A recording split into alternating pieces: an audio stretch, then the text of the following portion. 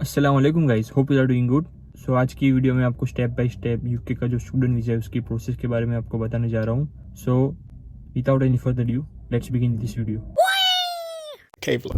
हाँ, तो यूके का जो स्टूडेंट वीज़ा का जो प्रोसेस है वो इतना लेंथी भी नहीं है, एटलीस्ट कनाडा के कंपैरिजन में। सो इसके कुछ स्टेप्स है, शॉर्ट एंड सिंपल है। सो सबसे पहला जो स्टेप है, सबसे पहला नहीं है, सबसे जीरो वाला मैं इसको बोलूँगा, स्टेप नंबर 0, क्योंकि आपको सबसे पहले इसको जीरो से स्टार्ट करना है। और आपके माइंड में जो कनाडा अभी भी चल रहा है कनाडा का, वो आपको डिलीट कर देना है, फॉर्मेट कर देना है, वो आपको निकाल देना है।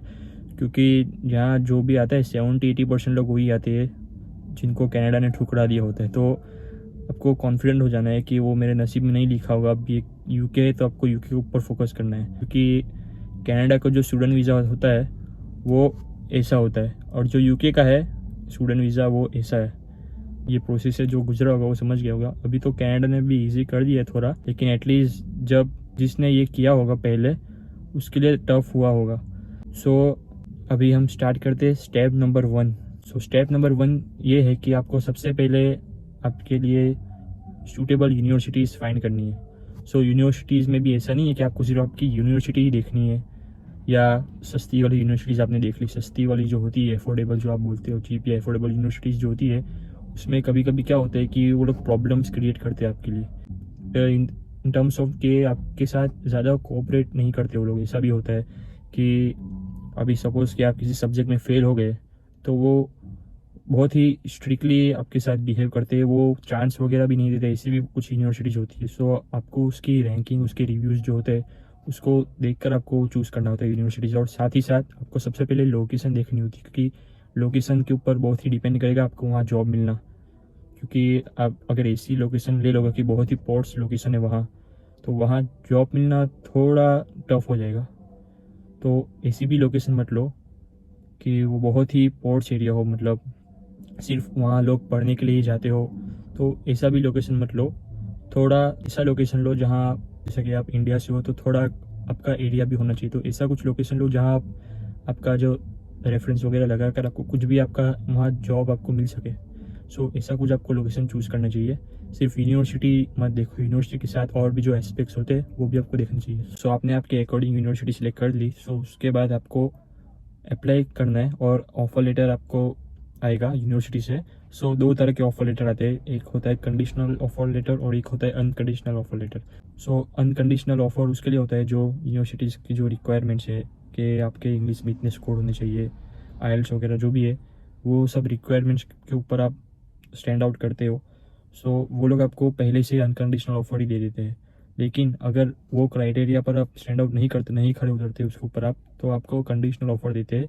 उसके अंदर कंडीशनल ऑफ़र के अंदर तो सबसे पहले तो मेंशन होता है, अगर मेरे से हो सकेगा तो मैं इधर मेंशन कर दूँगा, इधर की कंडीशनल ऑफ़र आप देख लेना मेरा जो था यूनिवर्सिटी का वो। सो उसके अंदर सबसे पहले तो फ़ीस मेंशन की होती है कि आपकी पहले साल की इतनी होगी, दूसरे साल की इतनी होगी, और अगर बैचलर्स कर रहे हो तो तीसरे साल की इतनी होगी आपकी फ़ीस। और उसके साथ साथ कंडीशन ये होती है कि अगर आपकी यूनिवर्सिटी डिमांड करी है आपके लिए आईएलटीएस या पीटी करना, तो वहाँ मेंशन किया हुआ कि आपको आईएलटीएस की एग्ज़ाम देनी है या पीटी की एग्ज़ाम देनी है। और आपका यूनिवर्सिटी का आपका इंटरव्यू होगा, वो मेंशन किया होगा अगर आपका लेते हैं वो लोग तो। और दूसरा रीज़न ये होगा कि आपका सीवी मेंशन करना है कि आपका स्टडी में अगर गैप है 2-3 साल या XYZ जितना भी गैप है, वो मेंशन करना था कि इतने साल आप क्या कर रहे थे। सो ये सब चीज़ें मेंशन होती है कंडीशनल ऑफ़र लेटर के अंदर। सो मोस्टली जो यूनिवर्सिटीज़ होती है वो थ्रू आउट अपनी जो स्टडी की होती है, जैसे कि 12th के अंदर आपका जो इंग्लिश का जो स्कोर था वो देखते हैं, बैचलर्स के अंदर आपने जो इंग्लिश में आपने स्कोर किया था वो देखते हैं। लेकिन वो कुछ 70% आपके स्कोर होने चाहिए उसके अंदर। लेकिन अगर आपका वो इंग्लिश में इतना स्कोर नहीं होता तो आपके पास आईएलटीएस या पीटी वो लोग मांगते हैं। लेकिन डिपेंड करता है, can vary from university to university. So आप कंडीशन पूरी करते हो तो कंडीशन के 1-2 हफ्ते बाद आपको अनकंडीशनल ऑफर देते हैं यूनिवर्सिटी वाले। फिर आपके ऊपर है कि आपको अनकंडीशनल ऑफर एक्सेप्ट करना है या नहीं करना है। एक्सेप्ट ऐसे करोगे आप कि जो फीस होती है वो आपको देनी होती है। सो सपोज़ अभी तो बहुत बढ़ गई है फीस, अभी तो मिनिमम 15,000 पाउंड है अभी तो यूनिवर्सिटी की फ़ीस। मेरे टाइम पर मैं जब आया था 2021 में तब 13,000 थी। सो अभी 15-18,000 तो नॉर्मल हो गई है फ़ीस। सो सपोज़ 15,000 है तो आपको आधी फ़ीस पे करनी है, 7,500।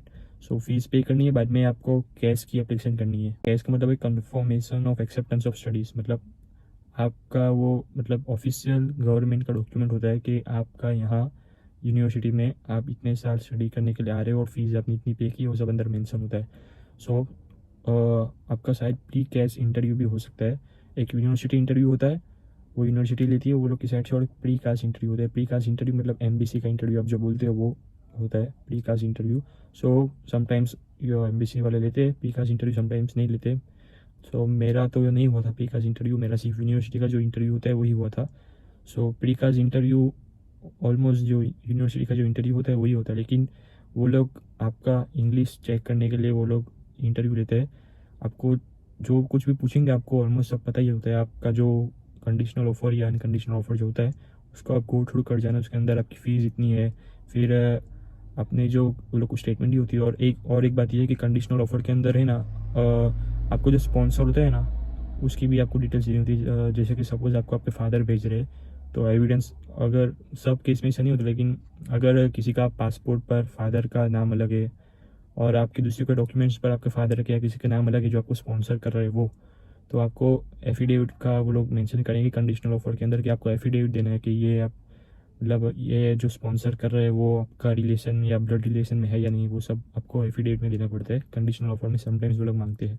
सो आपका प्रीकास्ट इंटरव्यू होगा, और प्रीकास्ट भी इतना हार्ड नहीं होता, वो जस्ट नॉर्मली आपके वो इंग्लिश चेक करते हैं। सो आपको आपका ऑफर लेटर के थ्रू जाना है कि आपकी फ़ीस क्या है, आपके एक्सपेंसेस, आपके महीने के क्या क्या एक्सपेंसेस हो गए वो सब आपको देख लेना है।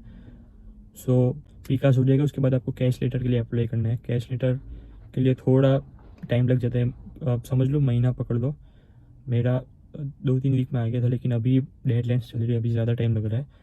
सो कम से कम 1 महीना पकड़ लो आप। तो कैश लेटर आने के बाद आप वीज़ा के लिए अप्लाई कर सकते हो। और दूसरी सबसे इम्पोर्टेंट बात ये है कि आपको आपके अकाउंट में 28 डेज़ के लिए जो फंड्स दिखाने होते हैं वो एज अकॉर्डिंग टू government.uk की जो वेबसाइट है उसके अंदर ऐसा है कि 9 लाख रुपीज़ आपको दिखाने हैं अगर आप आउटसाइड लंदन हो, और अगर आप इनसाइड लंदन तो आपको 12 लाख रुपए दिखाने हैं आपके अकाउंट के अंदर। लेकिन फॉर अ सेफर साइड ये जो अमाउंट है 12 लाख के ऊपर ही हो तो ज़्यादा बेहतर है, क्योंकि अभी तो सभी चीज़ों की प्राइसेस बहुत ही ज़्यादा हो गई है। तो ये 28 डेज़ के लिए जो पैसे दिखाते हैं वो इसलिए होते हैं कि जो UKVI जो होती है वो लोग को सेटिस्फेक्शन हो कि आप यहाँ अकेले सर्वाइव कर सकते हो और आप यहाँ किसी के ऊपर डिपेंड नहीं होगे, आप खुद ही यहाँ इंडिपेंडेंटली आप खुद से सब कर सकोगे, और आपके अंदर अकाउंट के अंदर इतने फंड्स है। सो 12 to 15 लैक्स तक का दिखाओगे तो ज़्यादा बेहतर रहेगा। या तो आप ऐसा हिसाब लगा सकते हो कि आपकी जो फीस है यूनिवर्सिटी की उसके इक्विवेलेंट या उससे ज़्यादा, आप ऐसा भी हिसाब लगा सकते हो। सो ये फंड्स आपको कब दिखाने हैं, तो आपका जब प्री कास्ट इंटरव्यू हो तब आपको वो रखने चाहिए, या तो आप जब कैश का एप्लीकेशन प्री कास्ट अगर आपको हो गया हो, या आप डायरेक्ट जब कैश लेटर के लिए अप्लाई करने वाले तब आपको ये आपके अकाउंट में तब रख देने चाहिए। या आपकी जो ये प्रोसेस मैंने आपको बताई ये जब से आप स्टार्ट करें तो थोड़े थोड़े आपको रखना शुरू कर देना चाहिए, एक साथ भी आपको नहीं रखना है, थोड़ा थोड़ा करके आपको वो रखना शुरू कर देना चाहिए। और सबसे इम्पोर्टेंट बात ये है कि हो सके तो आपका जो 28 डेज़ का जो वो दिखाना है स्टेटमेंट, वो ऐसा है कि 28 डेज़ के लिए होना चाहिए और 31 डेज़ के पहले होना चाहिए, और वो हो सके तो एक ही अकाउंट में आप दिखाओ, क्योंकि ऐसा होता है बहुत से लोगों के साथ ऐसा हुआ है पहले भी कि वो 2-3 अलग अलग अकाउंट में वो दिखाते हैं कि यहाँ एक अकाउंट में 7 लाख, वहाँ दूसरे अकाउंट में 4 लाख, फिर दूसरे एक अकाउंट में 2 लाख, ऐसे कर कर स्टेटमेंट दिखाइए। तो वो होम ऑफिस से क्या है कभी कभी वो चीज़ छूट जाती है, तो फिर से एडमिन रिव्यू देना पड़ता है, फिर से वहाँ से अप्रूवल मंगवाना पड़ता है, तो ऐसे सब चीज़ भी होती है। सो आपसे हो सके तो एक ही अकाउंट में ये सब फंड्स आप दिखाने की ट्राई करो। सो आपके लिए भी वो प्रोसेस क्या है थोड़ी सिंपल हो जाएगी, क्योंकि उससे क्या है सब मेस्ड अप हो जाता है। सो मैं ये कैश के टाइम पर ये पैसे रखने के लिए इसलिए कह रहा हूँ कि कैश में कम से कम 1 महीना लग जाता है, तो तब तक आपका वो स्टेटमेंट 28 डेज का बनकर रेडी हो जाएगा। लेकिन जब आपको पता चले ऐसे सब ग्रुप्स होते हैं स्टूडेंट्स, ये जो कनाडा का कैसे सब ग्रुप्स होते हैं वैसे ही यूके के भी होते हैं कि सब स्टूडेंट अप्लाई करे, वो लोग का टाइम ड्यूरेशन सब लिखा होता है, तो आपको वहाँ से आइडिया आ जाएगा कि अभी कैश लेटर आने में कितना वो टाइम लग रहा है, मतलब वहाँ से एक्सेप्टेंस में। सो वो अकॉर्डिंग आप आपका फंड्स रखना शुरू कर दो, और 28 डेज कंप्लीट हो जाने के बाद ऐसा हो सकता है कि आपका कैश लेटर भी आ जाए, साथ ही साथ आपका बैंक स्टेटमेंट भी रेडी हो जाए। उसके बाद आपको आपका एप्लीकेशन करना है ऑनलाइन, आपकी वीज़ा फाइलिंग करनी है। वीज़ा फाइलिंग की जो फ़ीस है वो मैं आपको यहाँ मेंशन कर दूँगा। और उसके बाद अंदर सब प्रोसेस होती है वो गवर्नमेंट की वेबसाइट के ऊपर, वो आप भी कर सकते हो, आप किसी एजेंट के थ्रू भी कर सकते हो। उसके बाद आपको IHS भरनी है। IHS मतलब एक टाइप का आपका हेल्थ इंश्योरेंस, आप समझ लो। सो यहाँ आप आते हो तो आपको IHS भरना पड़ता है, मतलब इमिग्रेशन हेल्थ सरचार्ज बोलते हैं उसको। सो अभी एक ऐसी अनाउंसमेंट की थी गवर्नमेंट ने कि IHS बढ़ने वाला है। अभी तक वो इफेक्ट में नहीं आया है, वो अभी भी जो चल रहा था वही है। यहाँ मैं उसकी भी प्राइसेस मेंशन कर दूंगा। सो पर ईयर इतनी होती है, अब जितने साल आने वाले हो उतने साल की एक साल आपको भर कर आनी होती है। और अगर आपने इन केस यहाँ वीज़ा स्विच करवाया, अभी तो वीज़ा स्विच करवाना भी तो उसके ऊपर भी वो लोग ने बैन कर दिया है, सिर्फ ये स्किल्ड वर्कर वाला और ये सब होता है उसमें बैन किया। लेकिन अगर आप मैरिज करते हो तो तब तो आपका वो सिविल पार्टनरशिप में आप आ जाओगे, तब आपका वीज़ा स्विच हो जाता है। तो अगर आपका ऐसा हुआ और आपको IHS आपका रिफ़ंड चाहिए होता है, तब भी आप रिफ़ंड करवा सकते हो, आपका IHS रिफ़ंड हो जाता है। उसके बाद IHS के बाद आपको आपका VFS का अपॉइंटमेंट बुक करना है, मतलब आपका बायोमेट्रिक्स का। बायोमेट्रिक्स के अंदर भी ऑप्शन आता है, एक तो नॉर्मल ही आता है बेसिक वाला, उसके अंदर 3 to 5 वर्किंग डेज लगते हैं। उसके बाद प्रायोरिटी वाला आता है, प्रायोरिटी वाला थोड़ा उससे थोड़ा फास्ट होता है। फिर सुपर प्रायोरिटी वाला भी आता है, आपका जैसा आपको सूटेबल है वही हिसाब से आप कर सकते हो। और बायोमेट्रिक्स के बाद आपको फिर आपकी वीज़ा के लिए वेट करना होता है, आपके डिसीजन के लिए। तब तक आपको आपकी बैग पैक वगैरह सब आपको शुरू कर देना चाहिए होता है, क्योंकि जिसका आना होता है वो उसका बेसिक में भी 2 दिन में आ जाता है, और जिसका नहीं आना होता है उसका सुपर प्रायोरिटी में भी 1 हफ्ते में आता है। सो तब तक आपको आपका बैग पैकिंग है, फिर और जो डॉक्यूमेंटेशंस होते हैं वो सब आपको करने रहते हैं, वो आपको कंप्लीट कर देने चाहिए इस टाइम के बीच में।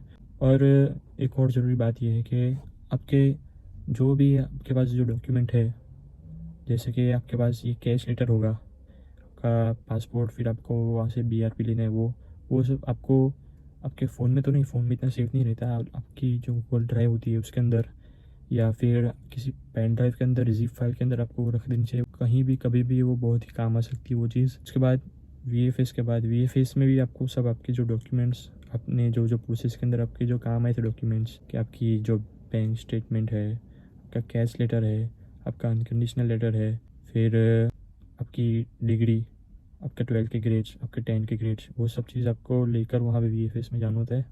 फिर वहाँ से आपका कुछ ज़्यादा नहीं करते वो लोग, आपका बायोमेट्रिक्स लेते और फिर आपका टाइप का आपका वहाँ फ़ोटो भी लेते।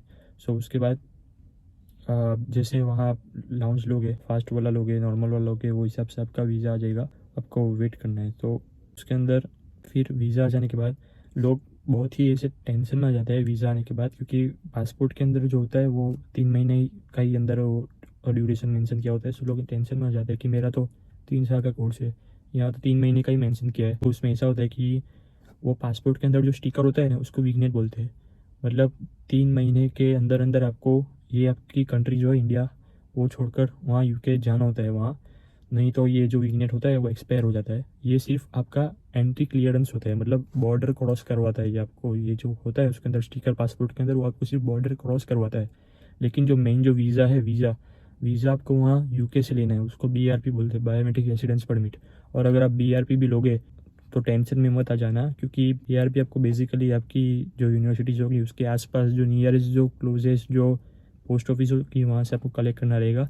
लेकिन BRP में भी लोग इसलिए घबरा जाते हैं क्योंकि BRP में एक्सपायरी डेट 31 दिसंबर 2024 लिखी होगी, और आपका होगा वीज़ा 2027-28 तक। वो इसलिए क्योंकि BRP की जो सिस्टम है वो लोग ख़त्म करने वाले हैं, 31 दिसंबर 2024 तक लास्ट डेट है। उसके बाद BRP को पता नहीं वो लोग किसी चीज़ के साथ रिप्लेस करने वाले, या सब ऑनलाइन हो जाने वाला है, ऐसा है। अभी सभी जितने भी लोग आ रहे हैं वो लोग में सभी में 31 दिसंबर 2024 ही मेंशन किया होता है। तो आपको डरने वाली इसमें कोई बात नहीं। आपका वीज़ा, आपके पास वो आपका जो लेटर होता है, होम ऑफिस का जो लेटर होता है आपके पास, उसके अंदर मेंशन क्या होता है, आपकी जो एक्सपायरी डेट है, एक्चुअल जो वीज़ा की एक्सपायरी डेट है, तो वहाँ मेंशन की होती है।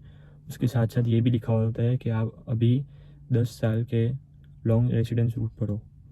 किसी ने पता नहीं वो पढ़ा होगा नहीं पढ़ा होगा, वहाँ लिखा होता है you are on 10 years of residence, long residence route. उसका मतलब ऐसा होता है कि अगर आप यहाँ 10 साल लीगली रह गए, नो बेटर आप किसी भी वीज़ा पर रह लो, तो आप ILR के लिए अप्लाई कर सकते हो। वो कभी पता नहीं कोई पढ़ता ही नहीं, वो सिर्फ वहाँ ड्यूरेशन देखते हैं कि इतने साल तक मैं रह सकता हूँ, उसके नीचे का तो कोई पढ़ता ही नहीं है। तो वो सब भी पढ़ना चाहिए, वहाँ इन्फॉर्मेशन सब लिखी होती है। 10 साल आपको लीगली वहाँ रहना है। सो ये बेसिक प्रोसेस थी, वो मैंने आपको बता दी। एक तरीके से इतना डिटेल भी मैंने नहीं बनाया और इतना शॉर्ट में भी नहीं बनाया है। एक बेसिक जो प्रोसेस होती है वो मैंने आपको समझा दी है। So this was it for today. Hope you guys find this video informative. Till then, अल्लाह हाफिज़।